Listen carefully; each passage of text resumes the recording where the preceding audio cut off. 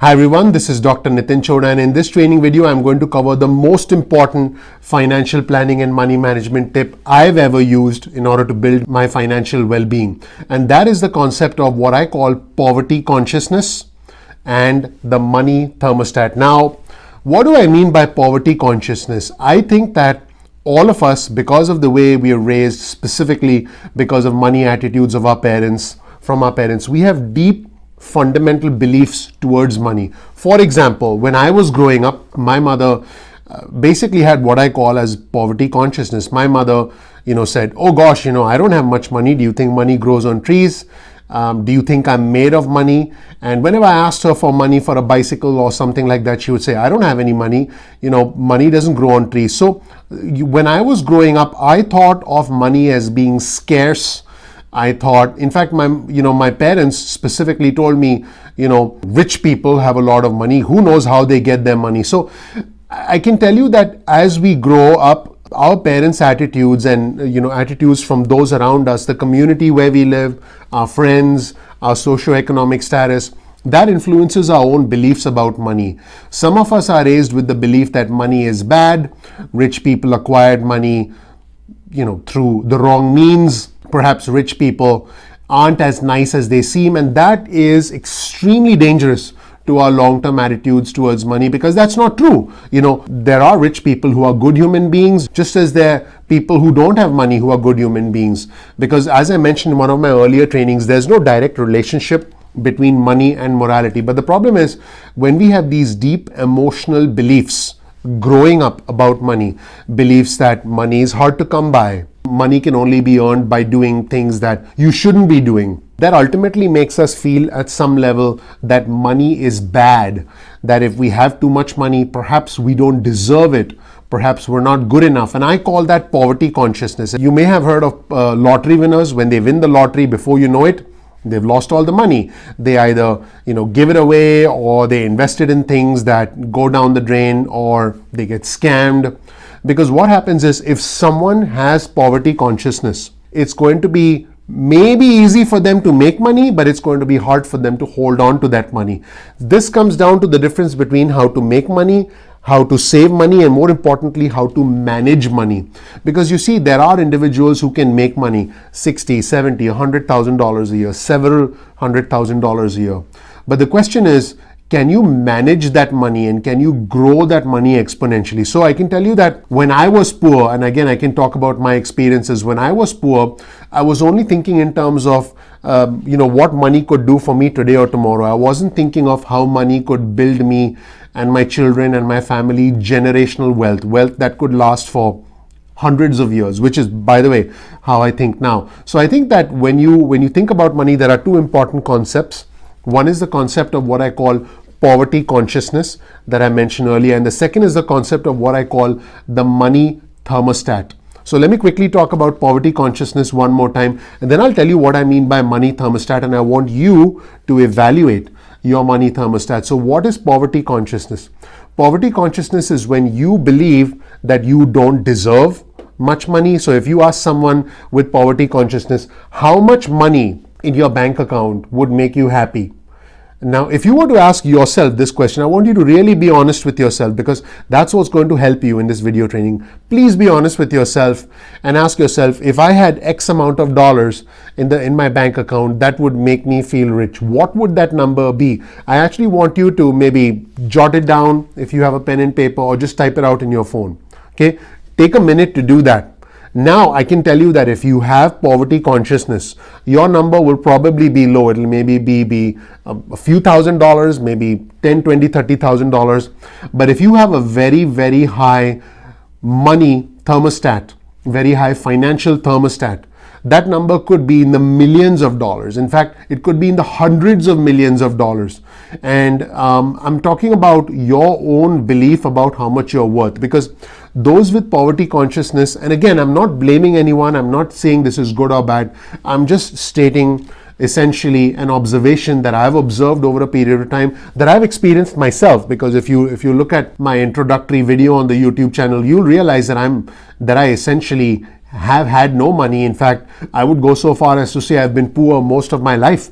But the important thing is, Those with poverty consciousness don't believe they are worth a lot of money. They feel they don't deserve money. They feel money is bad. They feel rich people can be bad or are doing bad things to get rich, and therefore they believe the game is rigged.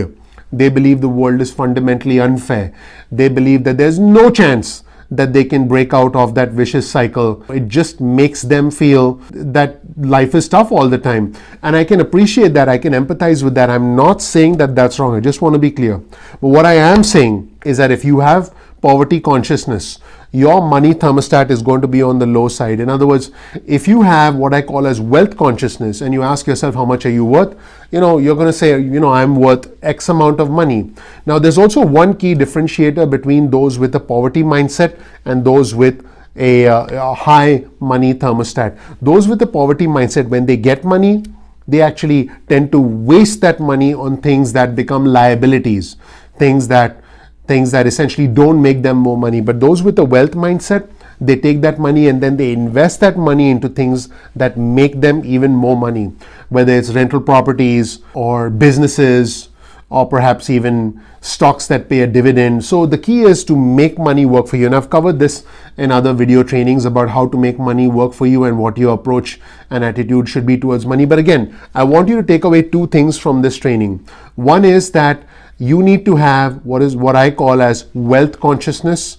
Get away from the mindset of poverty consciousness, because again, when we're growing up, when we have those deep-seated emotional beliefs that hold us back, then it's really hard to engage in actions that make you attract money, because those deep-seated emotional beliefs become physical manifestations of scarcity. They become physical manifestations of poverty consciousness, which then makes you become more of a taker and less of a giver. Because ultimately, if you're going to be a giver, you're going to have what I call as wealth consciousness, and you're going to automatically attract money, and people will gravitate towards you, and people will essentially want to do business with you, want you to work with them, want to give you a raise, want to give you more money, want to give you stuff. So I think a lot of this, and by the way, this information that I'm giving you, if you really, really listen to it, I think it can completely change your life. In fact, I would go so far as to say that there are individuals, who can use this information to manipulate people.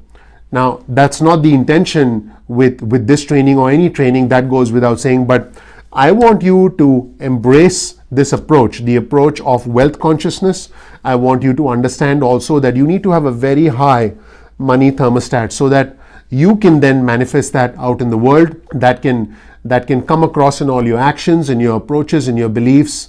I think your entire being, your entire emotional, your physical, your social, your spiritual, your intellectual being needs to be about trying to elevate your wealth consciousness. Let's talk about emotional. How do you elevate your emotional being? You essentially affirm to yourself that you're worth more money. For example, if you feel that you're worth $100,000, that's the kind of money in your bank account that's going to make you happy. I want you to affirm to yourself when you wake up every morning and say, I'm worth $10 million. Now you're saying, whoa, that's too big a goal. Well, you need to set big goals. You need to set aggressive goals. So emotional, make an affirmation to yourself that you're going to set massive goals and just keep saying it to yourself. That's number one. Number two, physical. Make sure that your physical body is in sync with your emotional being.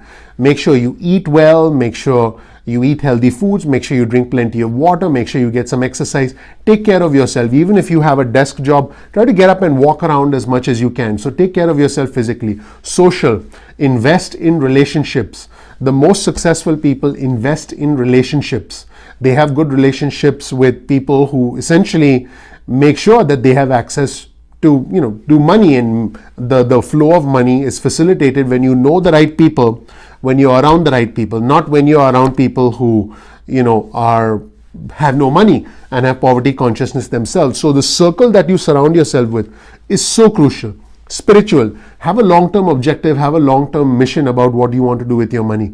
I guess when you're young, it could be, and I say this because I sound like an old man, but when you're young, I guess that could be buying a nice car or something. But I think as you grow older, I think you'll realize that you'll have your objectives with your money will assume a kind of mission, if you will. For me, buy rental properties because I actually enjoy the fact that I'm able to create housing for other people, which is true. Fundamentally, and I'll create another video about this, there are incentives to buying real estate, tax incentives, because the government wants investors to buy real estate, because the government doesn't want to have to deal with affordable housing. So, that's why there are all these tax breaks and advantages. So that becomes more of a mission-based objective. So that's the spiritual side. And finally, intellectual.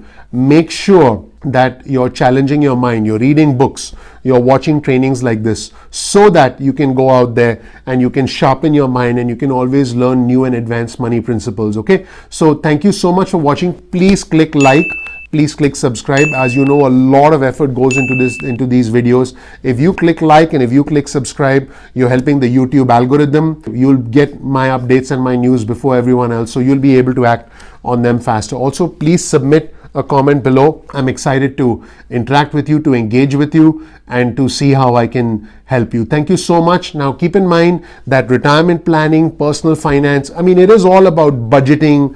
It's all about budgeting tips. It's all about money management tips. But until you flip the switch in your head, until you have what I call as wealth consciousness instead of poverty consciousness, and until you have a high money thermostat, and until you improve your emotional, your physical, your social, your spiritual, your intellectual well-being, it's going to be a little hard. All the tips and tricks and hacks in the world aren't going to help you. So hopefully this helped. Thank you so much. Once again, please click like, please click subscribe and comment below. And I'm looking forward to seeing you in the next training. Thanks so much.